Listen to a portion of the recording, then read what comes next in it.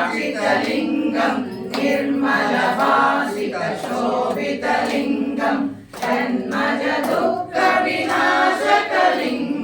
तत्प्रणमामि सदा शिवलिङ्गं देवमुनिप्रवरार्चितलिङ्गं रामदहनकरुणाकरलिङ्गं रावणदर्पविनाशकलिङ्गं तत्प्रणमामि सदा शिवलिङ्गं सर्वसुगन्धिसुलेपितलिङ्गं बुद्धिविवर्धनकारणलिङ्गं सिद्धसुरासुरवन्दितलिङ्गं तत्प्रणमामि सदा शिवलिङ्गं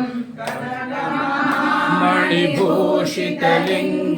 फणिपतिवेष्टितशोभितलिङ्गं यज्ञविनाशकलिङ्गं तत्प्रणमामि सदा शिवलिङ्गं कुङ्कुमचन्दनलेपितलिङ्गं पङ्कजहारसुशोभितलिङ्गं सञ्चितपापविनाशकलिङ्गं तत्प्रणमामि सदा शिवलिङ्गं अर्चितसेवितलिङ्गं भावैर्भक्तिभिरेव